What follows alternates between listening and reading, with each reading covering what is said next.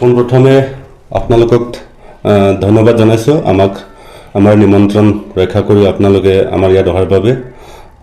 আজি আমাৰ সংবাদমেল আয়োজন কৰাৰ মুখ্য উদ্দেশ্যটো হৈছে যোৱা 17 জুলাই দেওবাৰে আমাৰ বোকাজানৰ শ্ৰী পাপু বসুমতাৰীক তেখেত অটো ড্ৰাইভাৰ আমাৰ বোকাজান পুলিচে তেখেতক গুৰুলিকে নিৰ্মমভাৱে তেখেতক প্ৰহাৰ কৰিছিলে আৰু প্ৰহাৰ কৰি বৰ্তমান তেখেতক জেলত ভৰাই থৈছে। আমি এই কাৰ্যক আমি গোলাঘাট জিলা এফচুৱে তীব্ৰ ভাষাৰে আমি গৰিহণা দিছোঁ আৰু যিজন অটো ড্ৰাইভাৰ পাপু বসুমতাৰীক জেলত ভৰাই থৈছে আমি অতি সোনকালে বিনা চৰ্তে আমি পাপু বসুমতাৰীক জেলৰ পৰা মুক্তি কৰিবৰ বাবে আমি বিনম্ৰ অনুৰোধ জনাইছোঁ। জেলত যাব লাগিছিলে কোনে? যিজন আৰক্ষী কনিষ্টেবল ৰাজকুমাৰ নাথ তেখেতে বিনা দুখত আমাৰ অটো ড্ৰাইভাৰক বিনা দুখত গুৰুলিকে প্ৰহাৰ কৰিছে। তেখেতকহে জেলত থব লাগিছিলে। আমি প্ৰশাসনক দাবী জনাইছোঁ কনিষ্টেবল ৰাজকুমাৰ নাথ আৰু হোমগাৰ্ড কুনিন গগৈ এই দুইজনক এনেকৈ ৰিজাৰ্ভ ক্লজ কৰি থৈছে বুলি আমি গম পাইছোঁ। কিন্তু তেনেকৈ ৰিজাৰ্ভ ক্লজ কৰি থ'লেই নহ'ব, তেখেতসকলক চাকৰিৰ পৰা বৰ্খাস্ত কৰিব লাগে আৰু তেখেতসকলকো উচিত ব্যৱস্থা জেলত ভৰাই থ'ব লাগে তেখেতসকলকো।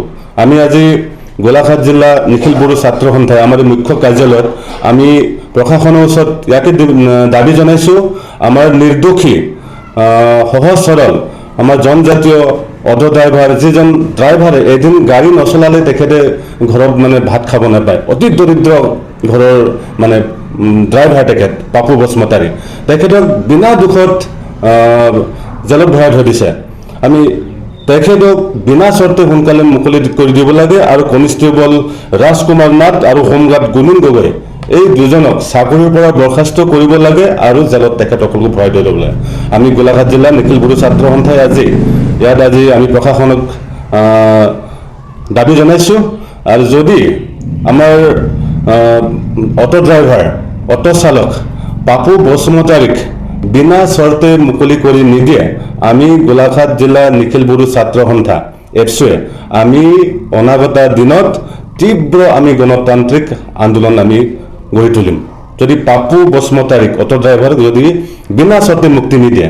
আৰু লগতে আমাৰ কনিষ্টেবল ৰাজকুমাৰ নাথ তেখেতক ৰিজাৰ্ভ ক্লজ কৰি থৈছে।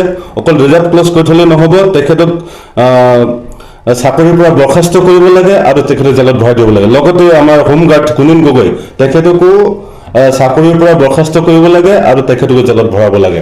আমি গোলাঘাট জিলা সমিতি এফচুৰ পৰা আমি ইয়াকে ডিমাণ্ড জনাইছোঁ। ধন্যবাদ। মই পাপু বসুমতাৰী ককায়েকে তাৰমানে অতিভাৱে দূষিত হৈছোঁ। মোৰ ভাইটিক তেনেকুৱাকৈ সাধাৰণ কথাত বন্দী কৰি ৰাখিছে। এতিয়া মই চৰকাৰক অনুৰোধ জনাইছোঁ মোৰ ফালৰ পৰা, মই যিহেতু নিজৰ ভাইটি হয় মোক বেয়াও লাগিছে, ৰাস্তাত ধৰি পেলাই পুলিচে তেনেকুৱা পিটিব নালাগিছিলে। তাৰপিছত এতিয়া প্ৰশাসনক মই এইটোৱে অনুৰোধ জনাইছোঁ যে আমাৰ ভাইটিক অতি সোনকালে তেওঁলোকে এৰি দিয়ে বিনা চৰ্তে। তাৰপিছত সকলো যাতে তেওঁৰ গতিকে এটা ভৱিষ্যত আছে, কোনো আগলৈ যাতে কেছটো চলি নাথাকে তেনেকুৱাকৈ অনুৰোধ জনাইছোঁ। তেখেতে যিটো ভুল কৰিছিলে বা পুলিচৰ ছিগনেল মানি গাড়ীখন ৰখোৱা নাছিলে সেইটো মই মানি লৈছোঁ, কিন্তু এটা সাধাৰণ ভুল, তাৰ বাবে পুলিচে যে এনেকুৱা ৰাস্তাত ধৰি পিটিছে মই বহুত দূষিত হৈছোঁ। আৰু আগলৈকে যাতে তেনেকৈ নহয়, কোনো ড্ৰাইভাৰক যাতে তেনেকৈ মাৰিব নিপিটে সেইটো মই তাৰমানে প্ৰশাসনক অনুৰোধ জনাইছোঁ আগলৈ যাতে তেনেকৈ হ'ব নোৱাৰে আৰু অতি শীঘ্ৰে যাতে মোৰ ভাইটিক তাৰমানে এৰি দিব লাগে সেইটোৱে মই অনুৰোধ জনাইছোঁ আৰু প্ৰশাসনক।